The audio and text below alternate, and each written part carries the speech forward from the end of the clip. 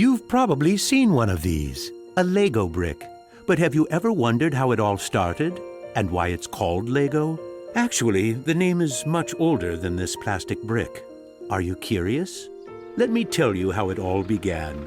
Many years ago, there was a skilled and hard-working carpenter named Ole Kirk Christensen. Ole was a respected carpenter with his own company, but times were hard, so he didn't have much money and had to dismiss his last worker.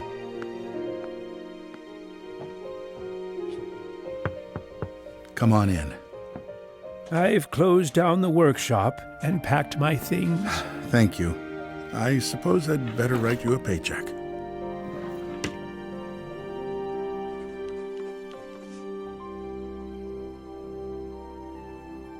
Take care.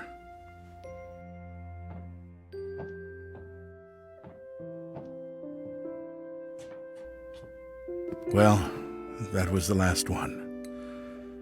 I just didn't imagine that it would come to this. I know.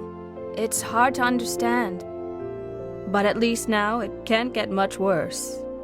But it did get worse. Shortly after, Ole lost his wife. But Ole was a special person. He wasn't the type that gave up. And with the responsibility of his 4 sons, he had to think of something.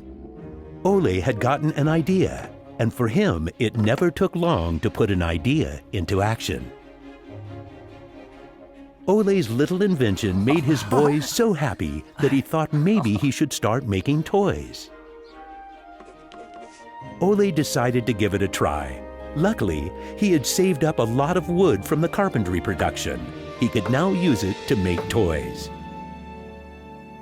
Time passed by, and even though Ole was a skilled carpenter and had a good eye for quality and detail, sales were very slow. Luckily, one of his sons, Gottfried, started helping out his dad after school. Together, they just barely managed to keep up the production. Eventually, word began to spread that wooden toys of the finest quality were being made in the little workshop in Billund. One day, a man drove into town, a man who would change Ole's future. He was a wholesaler from Fredericia. I've heard that you're making some very nice wooden toys. Well, one does his best. The wholesaler was very impressed with all the wooden toys and placed a big order before he left. Now there's finally someone who can see the opportunities in what we're doing. Look at this.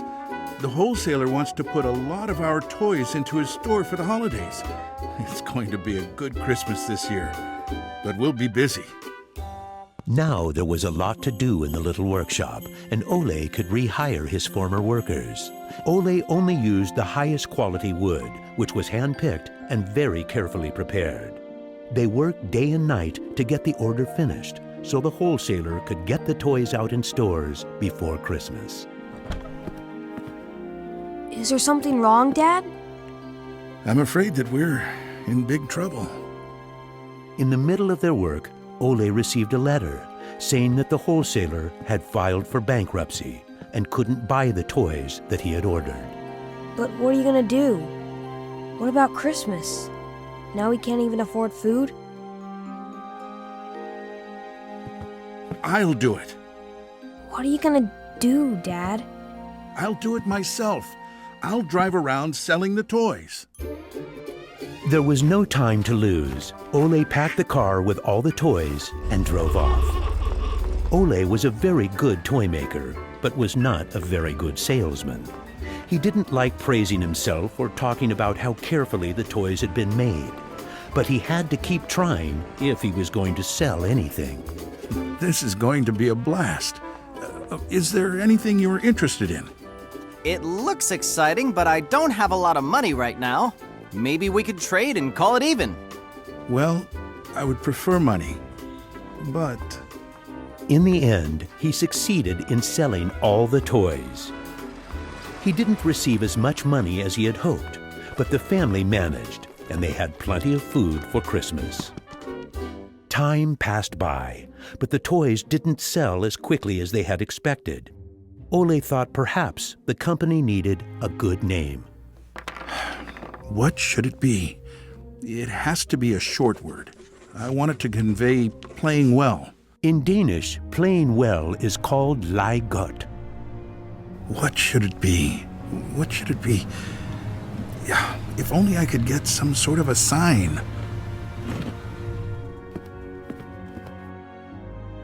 Lego. As you can see, Ole himself ended up finding a very suitable name. But what he didn't know was that in Latin, the word Lego means I put together. The name Lego was well received, and the company slowly started to move forward. We have made 3,000 crowns this year, and we have more orders than usual. Did you say 3,000 crowns? Then you need to see what I've been looking at. Even though Gottfried wasn't comfortable spending money on a milling machine, he could see that it was useful and that the quality of the toys improved. Could you finish the last batch and get it ready for shipping? I will. Dad, I've saved a lot of money for the company today. Really? How? I figured we could save money in the lacquer, so I only coated the ducks twice instead of 3 times. You what? Unfortunately, Gottfried's idea didn't go over well with Ole. Ole made Gottfried unpack all the ducks himself, give them the last layer of lacquer, and bring them back to the train station. Ole believed in high quality and not cheating his customers. When Gottfried returned, Ole explained that that wasn't the way to create a good brand. This little lesson opened Gottfried's eyes to the fact that every detail matters, and only the best is good enough. In the late 1930s, Lego was making a profit. Even when the Second World War broke out, they tried to make the best out of a difficult time. It seemed nothing could go wrong. But a stormy night in 1942 changed their luck.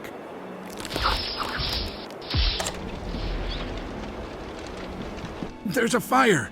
The workshop is on fire! But when the firemen arrived, they were unable to save the workshop. It burned to the ground, and all the drawings and models were destroyed. Ole was beginning to lose hope. All that he had worked for was gone, and he almost lost his company. But being responsible for his children and workers inspired him to rebuild Lego.